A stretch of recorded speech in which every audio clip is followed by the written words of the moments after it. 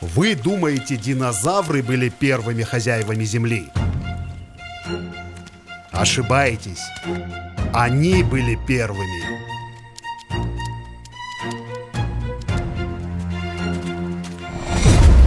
«400 миллионов лет назад планету населяли очень странные создания. Высоченные то ли грибы, то ли деревья, рыбы, которые учились ходить. Меня зовут Тахир Дадуев, и сегодня мы будем исследовать Девонский период, эпоху, когда жизнь совершила самый безумный прыжок в своей истории. А перед этим подпишись на канал, поставь лайк, добавь комментарий. Так мы сможем продвинуть видео. Сегодня мы найдем недостающее звено в Канаде, увидим грозу рек в Коми и узнаем, почему этот рай превратился в ад. Впереди много интересного. Смотрим фильм.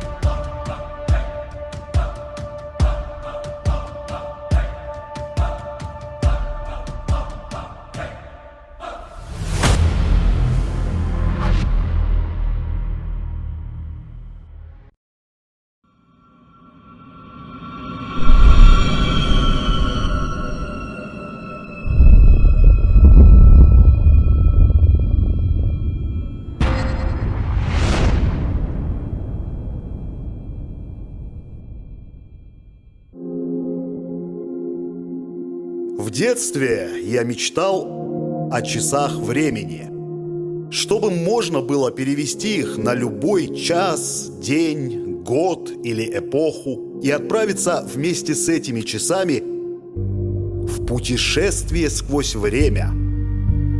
Время прошло, сейчас мне 40 лет, и эти часы у меня в руках. Давайте переведем стрелки в Девонский период и перенесемся назад на 425 миллионов лет. Эпоха, когда живое научилось управлять неживым, в том числе и климатом нашей планеты.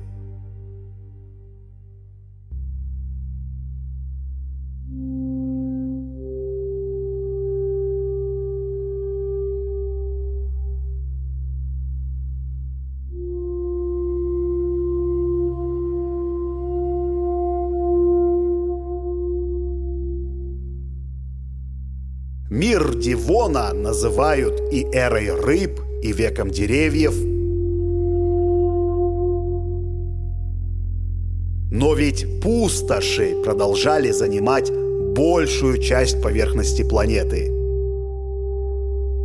Здесь происходят не менее интересные и значимые для истории события. Высокогорное плато. На этой земле в наше время располагается Бразилия. Но ни Амазонки, ни тропических лесов, уходящих за горизонт, здесь нет.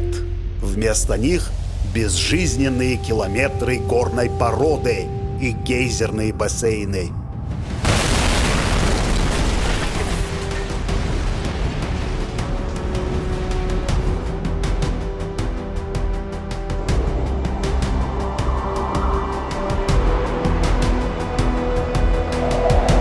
Это что-то невероятное.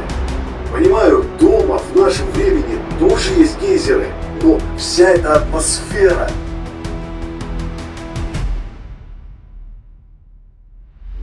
Земля бурлит и кипит изнутри. Понять, какое сейчас время года, не получится. Льды холодные, вода горячая, воздух сильно разряжен.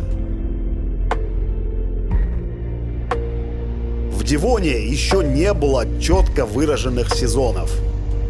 Это необычный мир. Кажется, здесь нет никакой жизни. Даже в воде температура порой превышает 130 градусов Цельсия. В этом озере кипит не только вода, но и жизнь. Жаброногие рачки. Их сложно заметить невооруженным глазом. 15 миллиметров – это уже крупная особь.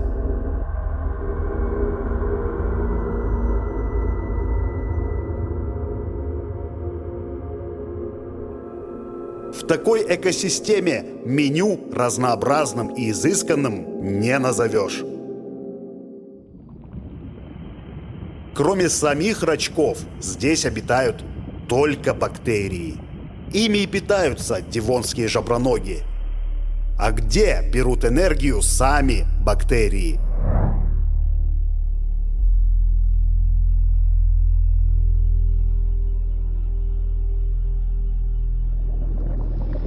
Если спросите меня, какая самая удачная и удачливая форма жизни на Земле, я отвечу: вот она. Со времен, когда огонь жизни впервые вспыхнул, и до наших дней. Один этот одноклеточный организм весит всего около 1 триллионной грамма. Но общая масса всех бактерий на Земле составляет приблизительно 70 гигатонн углерода. В каждом человеке этих незримых пассажиров более 2 килограммов. Невидимые вселенные со своими циклами и событиями. Эти существа тоже экстремофилы, чувствуют себя весьма комфортно в горячей воде. Они получают энергию, синтезируя серу, а некоторые виды для выживания научились входить в симбиотические отношения с себе подобными. Вирусы тоже одни из древнейших организмов. Существа на грани живого и неживого.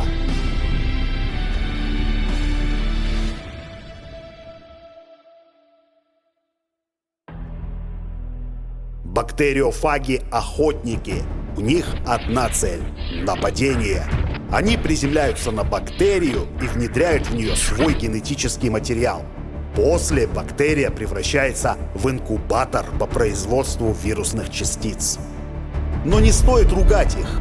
Последние исследования показывают, древние вирусы помогли позвоночным стать умнее и приспособленнее. Проникая в ДНК, они активировали выработку белков, с помощью которых в мозгу формировалась оболочка – миелин, своеобразная изоляция для нервных волокон. Благодаря ей электрические сигналы в головном мозге стали проходить быстрее. А живые существа научились думать эффективнее. Возможно, это и привело к тому, что кистеперая рыба решила выйти на сушу. В этих местах сегодня протекает красивая река Ижма, республика Коми, Россия. А берега Девонской реки облюбовали вот эти забавные тетраподы – пармастега. На языке коми слово «парма» означает «холмистая местность». Ее ископаемые останки нашли на одной из таких, на южном Тиманском кряже. Несмотря на свою безобидную внешность, это гроза Девона. Большую часть времени хищная пармастега проводила в воде. На сушу выбиралась только чтобы погреться.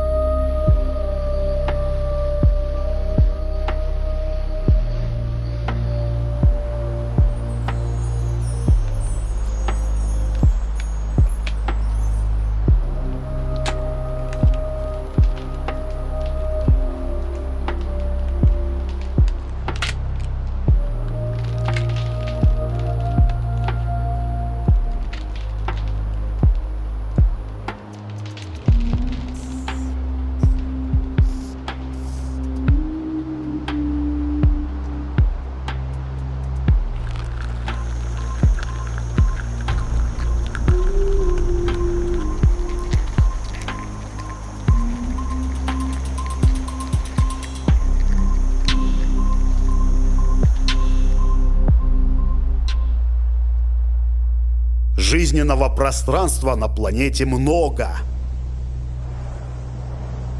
Суша малообитаема, буквально считанные проценты территории над водой заняты лесами. Но среди этих деревьев развернулась ожесточенная борьба.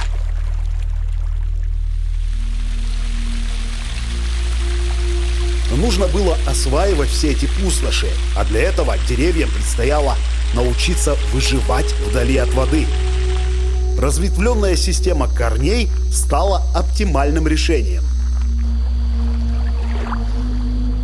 Деревья отращивали корни и пускали их в грунт в поисках питательных веществ. Так, день за днем твердая земля подвергалась рыхлению и возникала почва. Благодаря своим корням деревья научились извлекать фосфор из минералов. Это был, казалось бы, вечный пир сытости и изобилия. Но у нового процесса были и опасные для самих же деревьев стороны. С погибших разлагающихся деревьев весь накопленный за годы жизни в стволах фосфор высвобождался, впитывался в разрыхленную почву и уходил в грунтовые воды, а после в водоемы. Минералов на суше становилось все меньше. Выработка деревьями кислорода снижалась. Фотосинтез – важнейший процесс для сохранения всей жизни на планете. Для того, чтобы он происходил, нужен свет.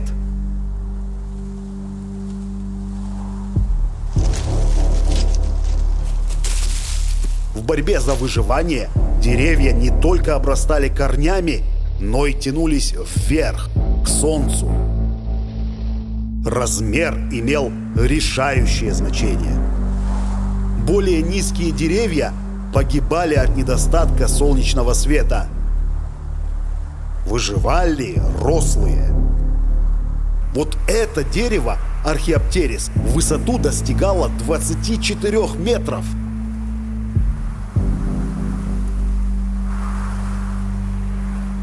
Чувство безопасности было важнейшим в этом мире. Длинный высокий ствол археоптериса давал эти ощущения тем, кто однажды случайно оказался на нем и сделал это место своим домом. А со временем здесь образовался целый мир первых насекомых. Но жизнь без опасности – это не то, что может предложить планета своим обитателям. Ожесточенная борьба за выживание кипит и здесь. Колемболы – довольно заманчивая добыча для тригонотарпов. Чем ниже колония, тем больше шансов попасть в лапы этих паукообразных.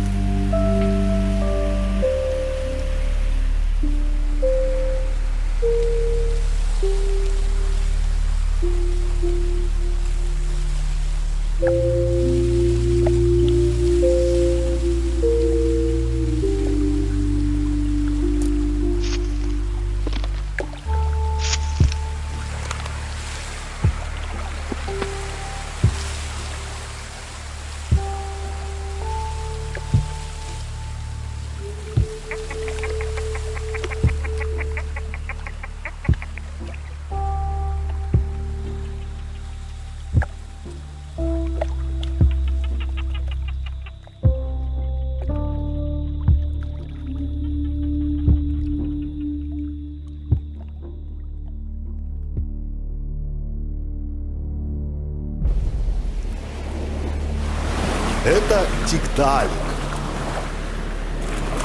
И 360 миллионов лет назад он жил здесь. Остров Элсмир, Канада. пустынные арктические пейзажи. Но по геологическим меркам совсем недавно, чуть более 30 миллионов лет назад, он был покрыт густыми и широколиственными лесами.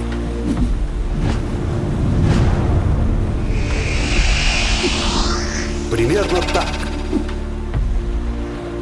Здесь жизнь била ключом.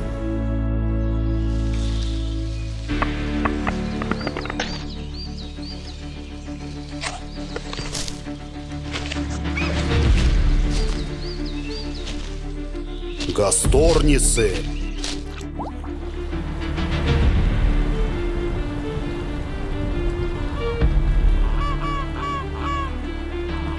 Пресбиорнисы. Древние аллигаторы.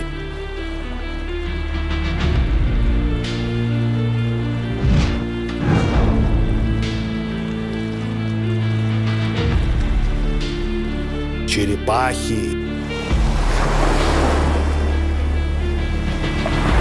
Бронтотерии.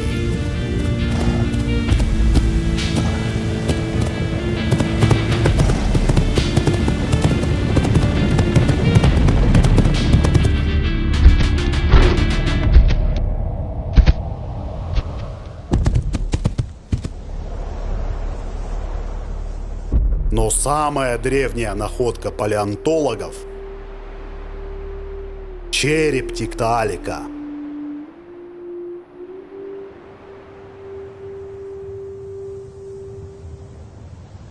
2004 год. Ученые-палеонтологи Нил Шубин, Эдвард Дэшлер и Феррис Дженкинс уже 5 лет ищут окаменелости переходного между рыбой и обитателем суши звена.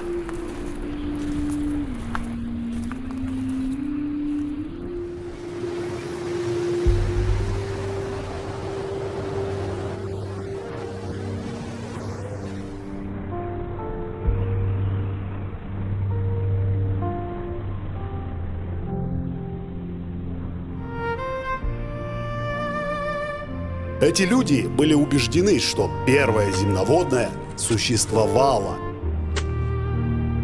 И они найдут доказательства этому. Наука получила подтверждение. Первая полуназемная рыба. Ученые назвали находку Тиктаалик, налим на языке инуитов, живущих в этих местах.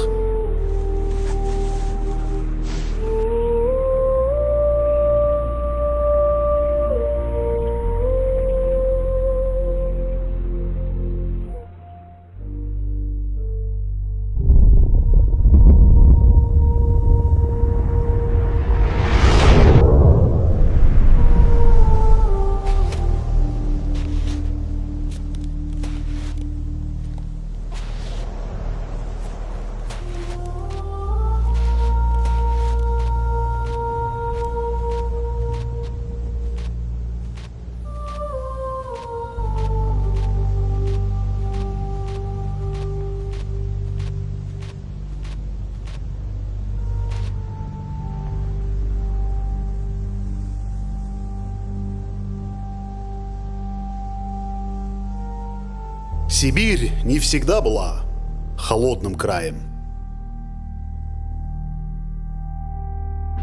В Девонском периоде сибирская платформа образовывала, по сути, континент, большая часть которого представляла собой засушливые равнины и пустоши. Вокруг водоемов возникали оазисы жизни.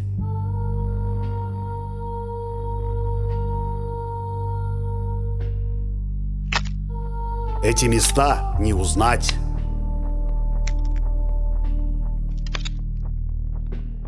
Восьмиметровые исполины высятся над бескрайними равнинами. Порой сама жизнь создает удивительные формы, способные вдохновить любого писателя-фантаста. Колонии прототокситов. Загадочные организмы, не оставившие после себя ничего похожего.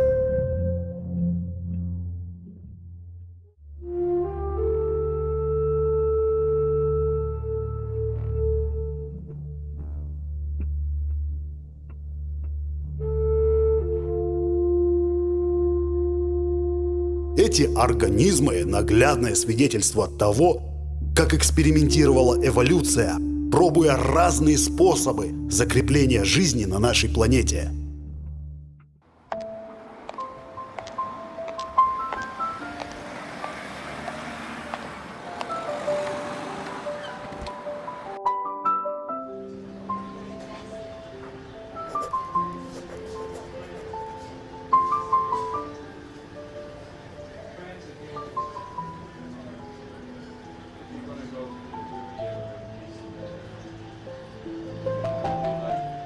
Задумывалась ли эта женщина о происхождении бриллиантов на ее ожерелье? Знает ли она о том, сколько этим камням миллионов лет и какие процессы их образовали?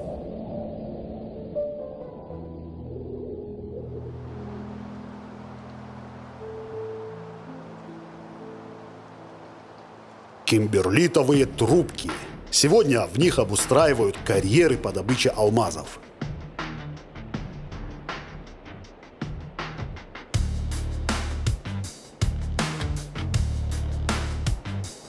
Если это новое разведанное месторождение, из грунта кристаллы добывают при помощи взрывных работ. И чтобы добраться до глубоко залегающих запасов, строятся рудники.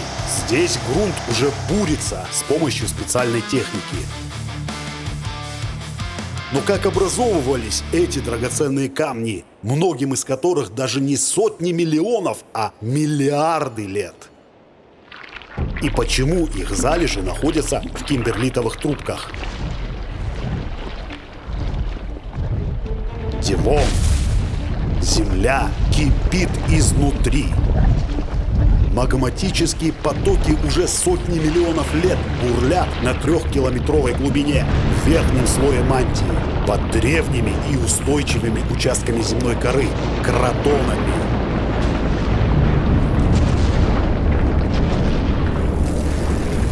Природная мастерская по изготовлению алмазов находится здесь. Под высоким давлением и температурой из углерода образуются кристаллы. Диоксид углерода тянет все эти потоки к поверхности. Магма прорывается сквозь трещины в земной коре. Должно быть, фейерверки из этих трубок были зрелищем потрясающей красоты.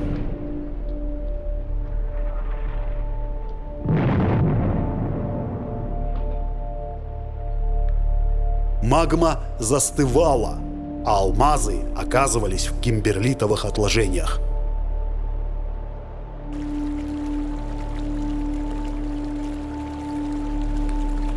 Давайте отправимся дальше.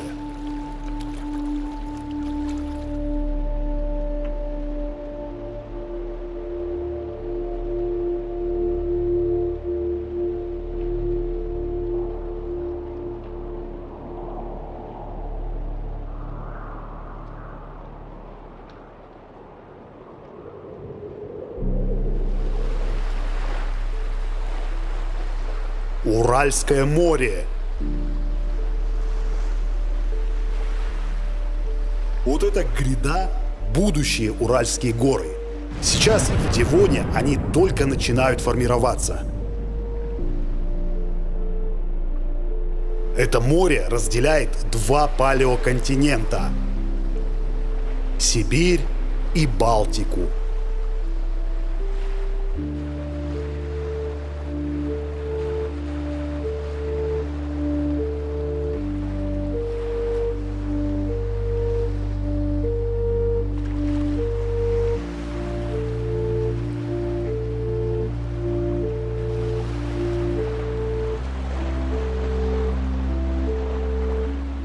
Вот оно, побережье Балтии. Однажды здесь вырастет красивый эстонский город Таллин.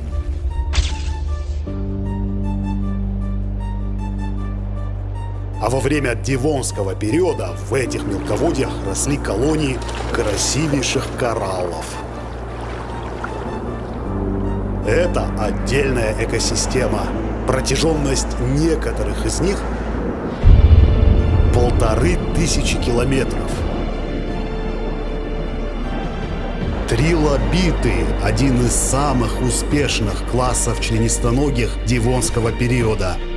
Веяния времени определяют характер земных обитателей. Это не мода, это необходимость для выживания.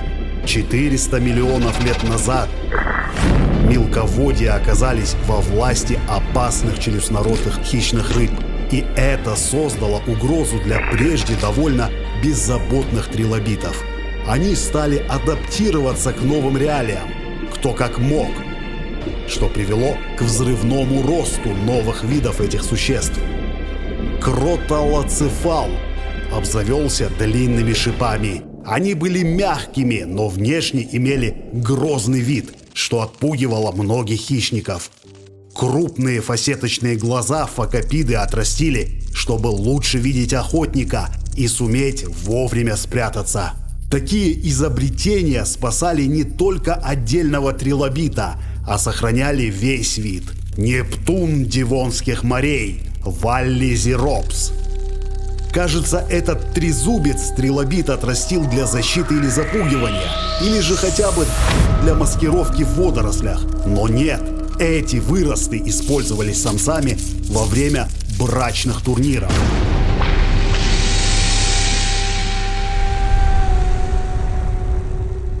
Это настоящие рыцари мира членистоногих. Всего видов трилобитов в Девонском периоде были тысячи. Только в девонских отложениях в американском штате Нью-Йорк их найдено не меньше 300, а в Северной Африке более 500. Этими существами моря буквально кишели.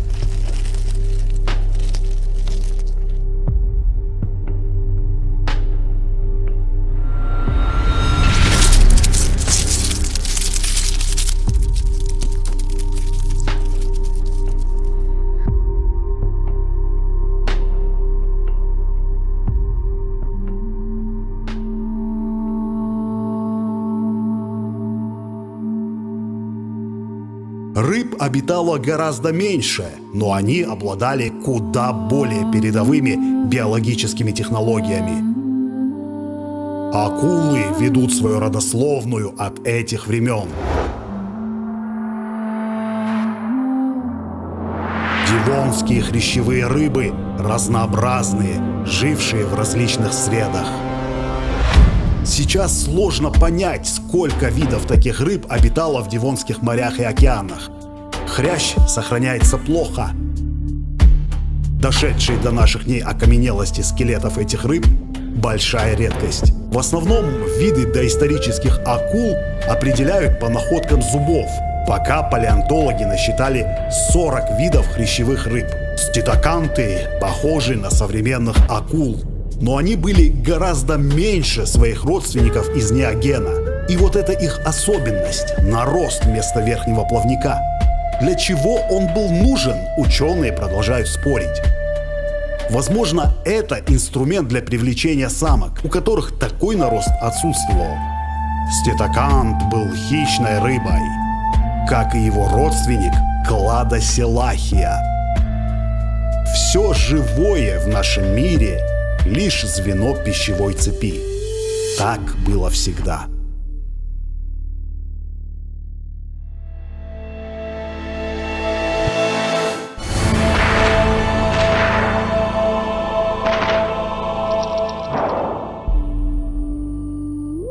Конкавикарис очень легко из охотника превращается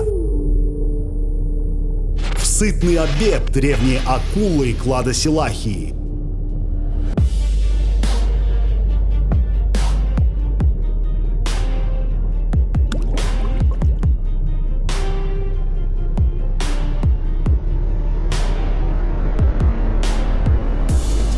В процессе эволюции эта рыба обзавелась необычными зубами. Взгляните, они напоминают маленькие, острые и смертоносные якорьки. Очень прочные и в высоту могли превышать 17 сантиметров.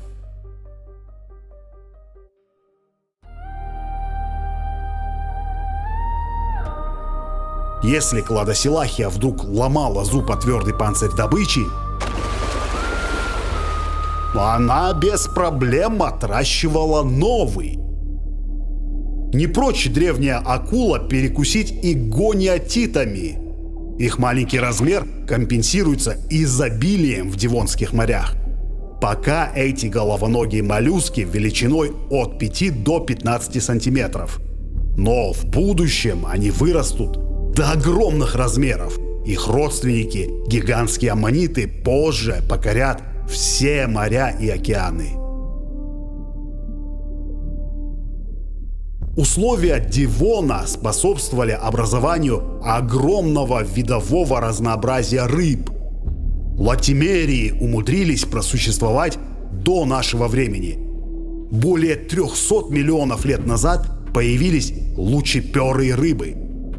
Предки форели, лосося и тунца.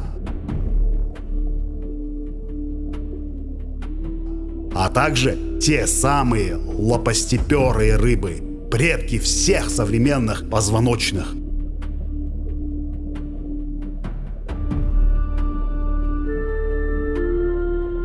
Рипистидия – отдаленный родственник тиктаалика.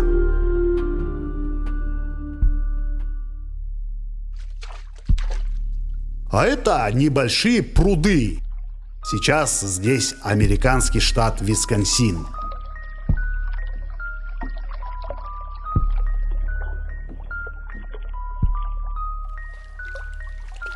Вот самые древние предки пиявок – макромезоны. Но пока эти черви не обзавелись присосками, найти хозяина, чтобы присосаться в Девоне, задача крайне непростая. Они еще не научились паразитировать. Макромезон девонского периода – хищное существо. Охотилось на мелких беспозвоночных.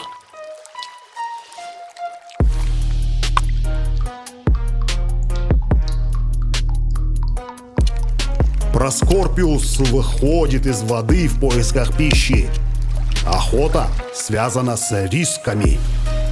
Здесь немало и других голодных охотников.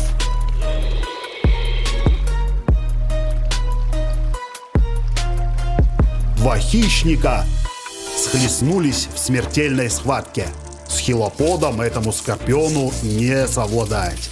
Его передние конечности – это челюсть с новейшим оружием, парализующим ядом. Гнездо самки хилопода. Эта многоножка заботится о своем потомстве. Она обвилась вокруг кладки и молодняка, защищает от хищников и плесени.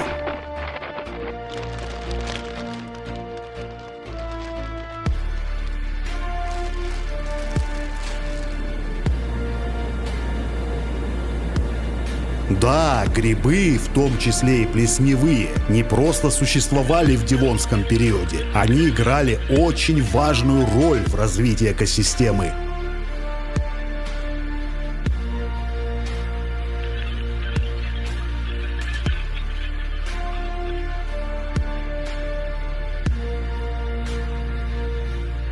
Они были главными переработчиками органического материала, разлагая, как и сейчас, отмершие растения и другие органические остатки.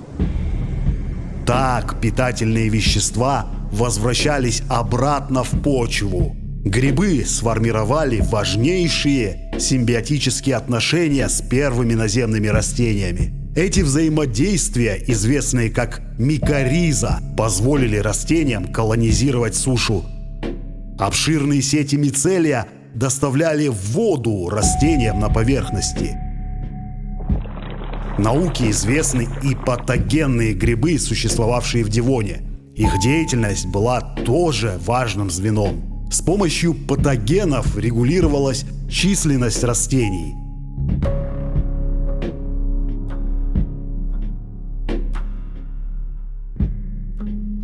Это гифы. Они образовывали обширные сети мицелия. Доисторический интернет грибов. С помощью мицелия грибы общаются. Ученым известно примерно 50 импульсов, проходящих по этим сетям. Аналоги слов. При помощи выделяемых химических веществ грибы ищут партнеров, решают, стоит ли сливаться для размножения, распределяют между собой ресурсы, подают сигналы бедствия и даже ведут войны. Некоторые виды выделяют мощные токсины в питательную среду соперников, что убивает и растворяет мицелий конкурента. Победитель захватывает территорию. Мицелий выделяет в субстрат летучие и диффундирующие органические соединения, которые служат как для защиты, так и для нападения. Это антибиотик, способный уничтожить все живое вокруг и обезопасить колонию от нашествий недружелюбных бактерий. Тортатубус – самый древний известный наземный гриб, который жил и в Ордовике, и в Дивоне. —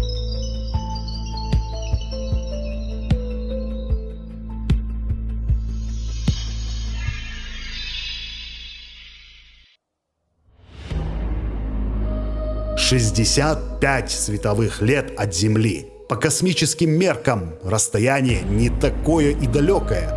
Гибель безымянной звезды. Вспышка сверхновой.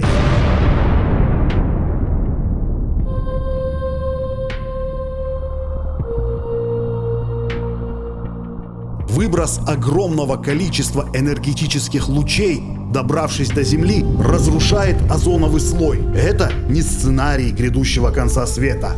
Это событие, которое, по мнению некоторых ученых, случилось 359 миллионов лет назад и привело к одному из массовых дивонских вымираний.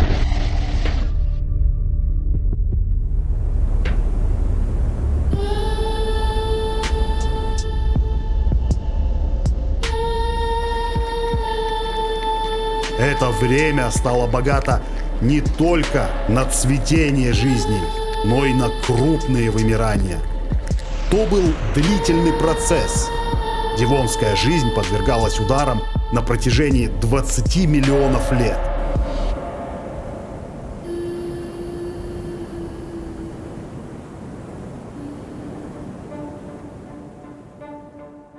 Бурный расцвет наземных растений оказался угрозой не менее опасной, чем коллапсирующие звезды. Корневые системы деревьев разрушали горные породы, вынося питательные вещества в моря. Это приводило к цветению водорослей, которые в свою очередь вызывало кислородное истощение в океанах. Усиленный рост растений привел и к масштабному поглощению углекислого газа из атмосферы. Снижение концентрации СО2 вызвало глобальное похолодание, образование ледников и, как следствие, падение уровня моря.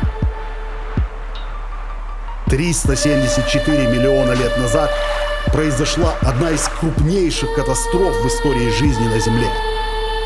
Событие Келвассера. Оно затронуло морскую жизнь, в результате чего исчезло, по некоторым подсчетам, до 86% видов морских беспозвоночных, включая трилобитов и наутилоидей. Тогда изменение наклона земной оси вызвало аномальное цветение планктона. В результате произошло резкое падение уровня кислорода в океане.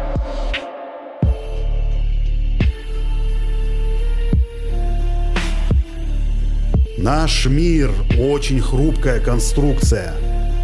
Вызвать необратимые последствия может множество факторов и событий.